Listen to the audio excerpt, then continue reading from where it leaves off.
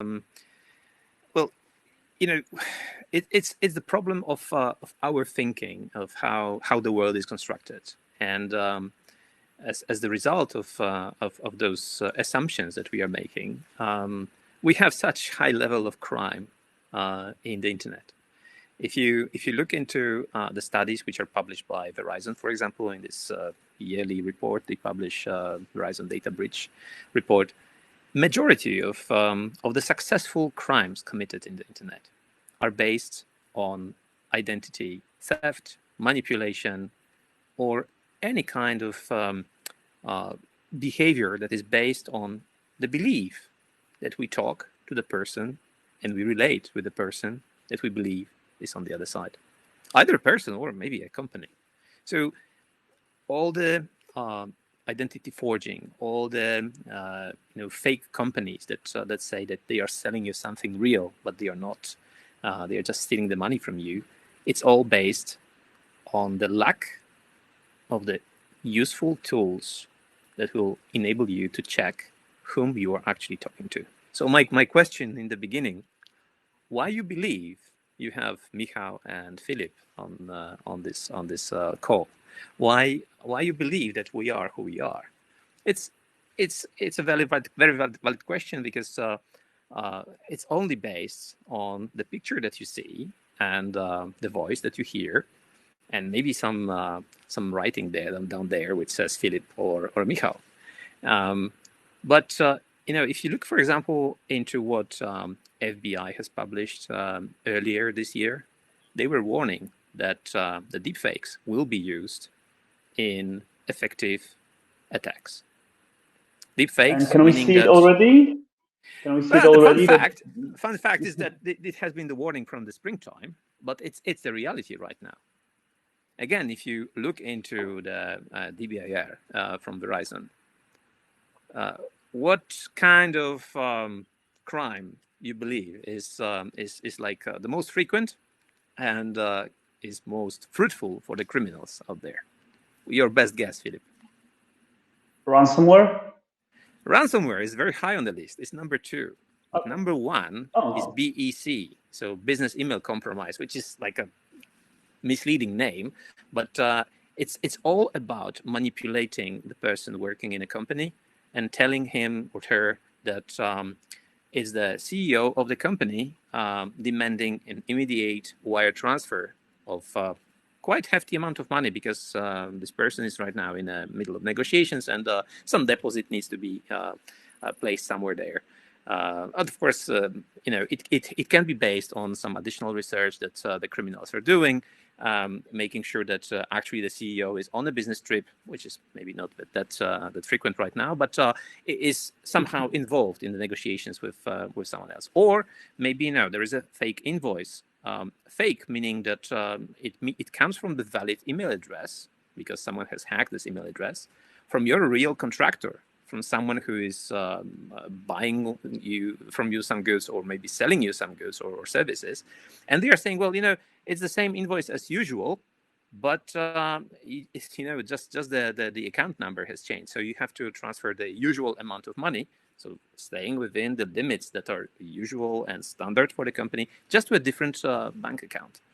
And since the person receiving this kind of message doesn't have any kind of tool to verify, is it real?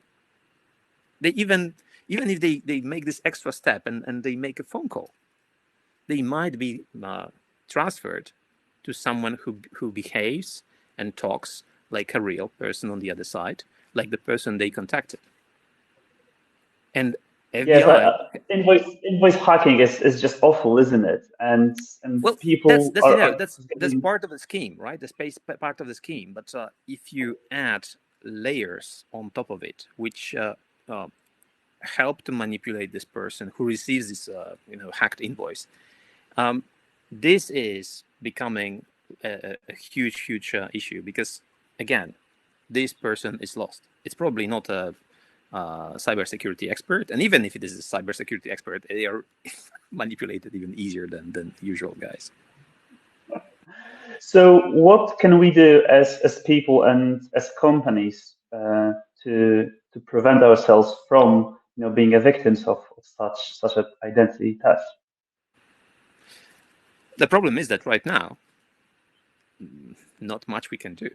And again, going back to this FBI warning, they said deepfakes are the near future. No, they are not future. They are reality now. Just look at what's possible. I really wanted to start this session with me looking like yourself. It's easy to download an application that just takes a picture of a person and animates it exactly the same way like you are talking, and it's sufficient to have a fixed picture, a still picture, to do this kind of animation. Of course, the voice is different. Yeah, somehow. I'm not sure if I can do it. Let's try. Sure. That's crazy, right? It's quite simple. Let's try this one. This is NVIDIA video. I'm not sure if you can see it. I can see it. Okay, let's see if we have the voice also available. I don't think so. I cannot hear anything. Oh, okay, no worries. You can go to this to this video afterwards, and I can leave the link up down there somewhere. Just let me stop this one. It's basically a video which shows their newest technology, which helps to synthesize any kind of voice. What they need is a small sample of someone else's voice, and they can have a person speaking whatever line they want, and this is transferred one-to-one to this other person's voice. Of course, in let's say goodwill application, this can mean that you can translate your voice to unknown language, and you can speak exactly with the same tone, with the same intonation, with the same expressions, like you are speaking in your own language. But just imagine this can be used as a confirmation for this BEC scheme. So let's assume the bookkeeper or the CFO of the company calls the CEO. He's redirected to someone having access to this kind of technology, and the only way of confirming the validity of the email is, "Sir, have you really told us to wire this $10 million or $100 million to this new account?" "Yes, I did. We are in the middle of negotiations." So, going back to your question, what can we do? This is what CypherDog is researching. Is how we can build this digital identity of ourselves in a very new way. How we can build it in the way that we can actually check and verify the identity of the other party, whether it's a person, a human being, or a company, just to verify who is on the other end. And okay, and how can we do it? Sorry, how can we do it without revealing everything about ourselves to everyone right now? It's that's a question I think everyone's asking, right? Well, that's the question of identity, who we are. What are really the identity attributes? A picture of your face, which is in your passport or your ID card. Your voice, which can be probably found in multiple recordings, like in this one. Probably someone can take a sample of my voice or your voice. But some other attributes, like where you live, what is your age, whom you are married to, what kind of car you have, or maybe cars, how many speed limits you have crossed in the past 2 or 3 years. We are revealing this information in the current world. We're revealing this in multiple opportunities. Whether, for example, you are signing a new insurance contract, and you have to authorize the insurance company to see how many accidents you had, or how good driver you are, for how long you have the driving license. So, in this particular scheme, you're revealing this kind of information to the insurance company. It should be used only for signing the contract and calculating your premium. But what will they do with this information afterwards? Are they going to just throw it away? with or without some kind of proper erasing, or like this effort that the UK government is trying, I think for the third time, they are trying to limit the access to the porn sites. So how can you do that? Because it's again a very good problem to solve, to limit the access to pornography only to the adults, without actually revealing more information about yourself, to give you the tool that will allow you to just say, I'm an adult, without revealing your age, without revealing your site of residence, without revealing anything else. Just to say that you are an adult, you have crossed certain age limit, whether it's 18 or 21, doesn't matter. Just to verify just this one argument, just one attribute in the How do you do it in a world where people do not believe vaccines are real and vaccines are good? Then how do we trust any organization to keep all of our data about ourselves insured and deal with them responsibly? Yeah, the problem is that we are used, again, because of the real world, we are used to disclose everything about ourselves. There is a police, check on the road, and you are giving them your driving license, maybe your ID card, maybe the papers of the car, and they have access to everything, right? The question is, of course, in this particular scenario, you have a physical document, and the chance they are taking a photo or doing something else with this is very limited. But you're checking into a hotel, well, when we're allowed to travel, and you give them your ID card. Do they really need your residence address? Of course, you kind of trust them because this is how you were acting in the past. But do they really need your residence address?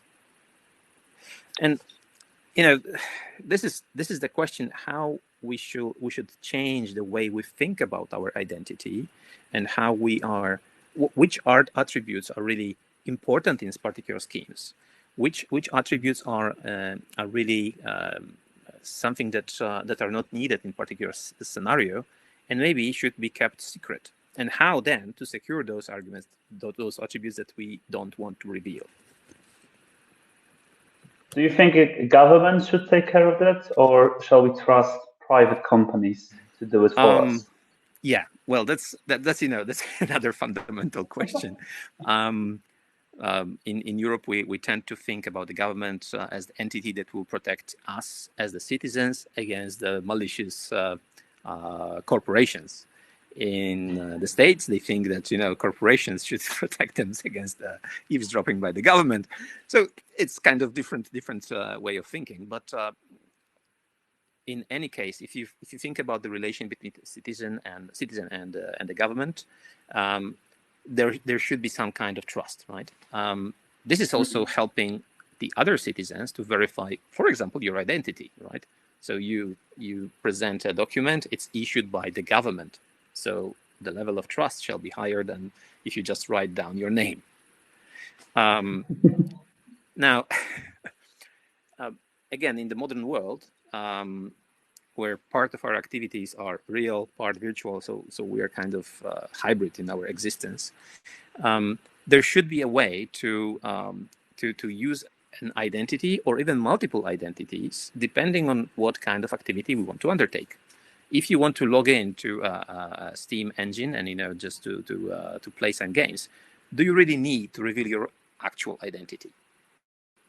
You should have a choice that I'm either presenting myself as Michał, or maybe I'm presenting myself as expression 1. Yeah, so that should be my choice, and so I should be able to have multiple identities. The one which is confirmed and verified by the government, or maybe governments. The one that is confirmed by a private company. So maybe I'm a customer of bank, and bank is confirming that I am who I am. And depending on the activity I'm engaging in, it should be a different a choice of identities. Probably I would not use my game identity to buy a car, but I could use this game identity if I want to buy an NFT for a car, right? So this kind of choice that every one of us should have. And secondly, once you have a digital identity composed of those different attributes, for example, you want to access, okay, maybe not porn site. We are all adults here, but online gaming, or betting site, and also they also need to have this kind of age verification. Yeah. In this case, they probably would request an identity which is verified by some more trusted party, right? So either government or a bank maybe. But still, they shouldn't be able to query from your ID all the arguments. They should be able only to ask, are you an adult? And it should be your choice, whether you're telling them I'm 24, free, or I'm maybe 78. It should be your choice, because your identity is the most valuable thing that you have in this modern hybrid world. So, of course, it was. The concept is to change it. When you have to input your age, and even when you want to check out new beer on a website, or are you 18 or over? And I must say, I was 16 and I was checking, and of course I clicked yes, I'm 18 or over, right? Yeah. So being able to query those is really, really crucial, isn't it? It's also, for the service provider, it's also a very important thing to have. So they are bound by some legal acts to serve only adults. Like, for example, maybe not adults, but Facebook says that they can start an account only for the person who is 13 or above. And as you said, all kids are saying, yes, I'm over 13. And there is no way Facebook can verify this. Mm-hmm. So from their liability perspective, it's also a crucial issue how they can actually verify the age of, or not the age, but the applicability of the service to a certain person. When you go to the airport and your identity becomes larger, because suddenly you have an attribute which says this guy is not only who he is, but he's also eligible to board this specific aircraft.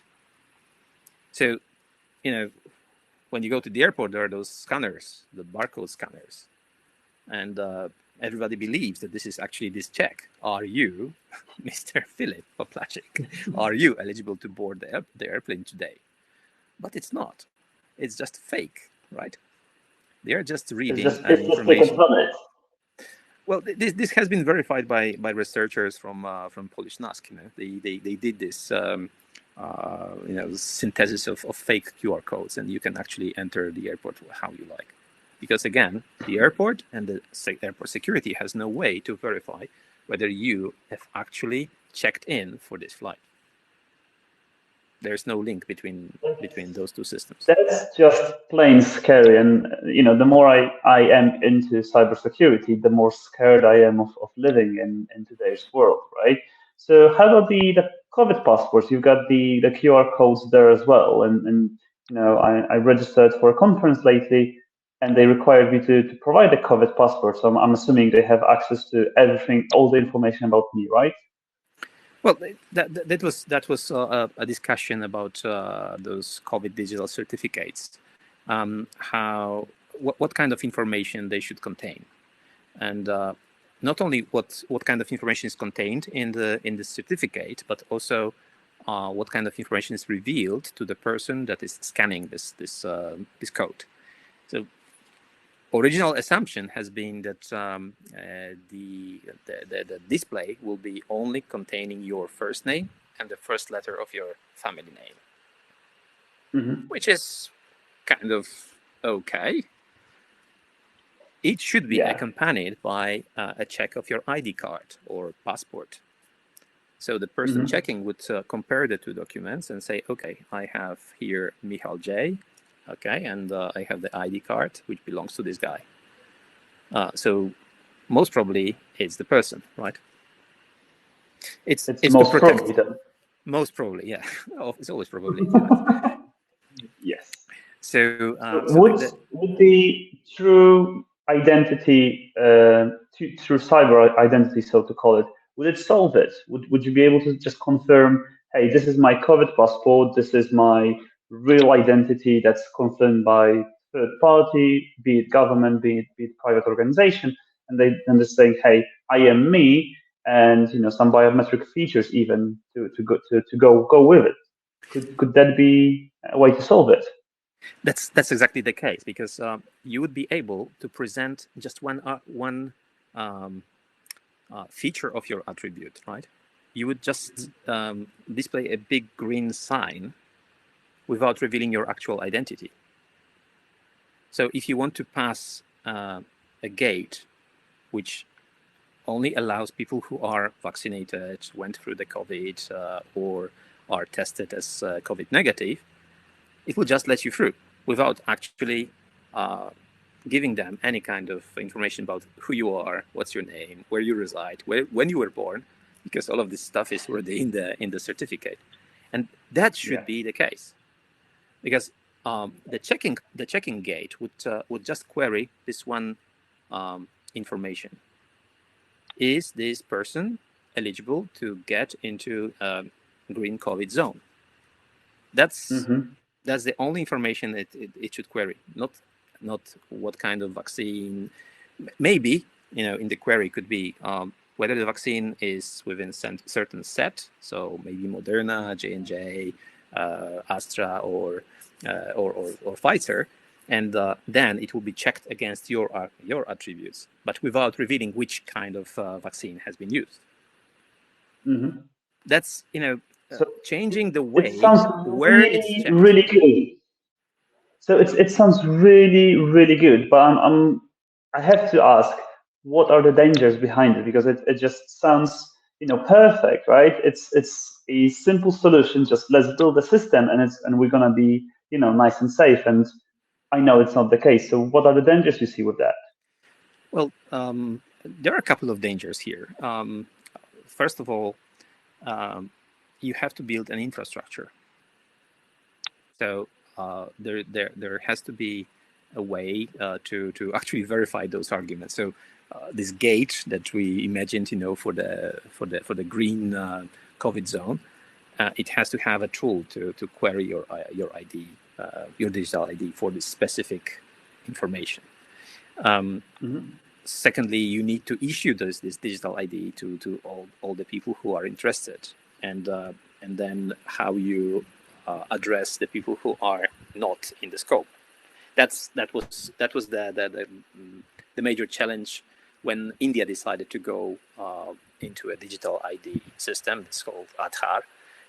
How they roll out the system, so majority of the society is covered, and they decided to go centralized way. So they have one central database, and every citizen has got just an ID number. All the attributes are stored centrally. So the fingerprints, the image of the face, names, and so on, it's all stored centrally. If it's stored centrally, it means that it will be hacked, and it has been hacked multiple times. So you have to go. That's my thinking. Like, if you keep everything in one spot, someone's gonna get access, right? There's no way it's gonna be left alone. They said, and there are multiple systems out there which are centrally managed. Driving license databases, the registries of the cars, the cadastre kind of registries of the land and houses. It's all central, right? So once they got connected to the internet, they can be hacked. Oh, the bank systems are centralized, right? So that's why the banks are hacked, and that's the reason why we have so big issue with hacking, because things are stored centrally.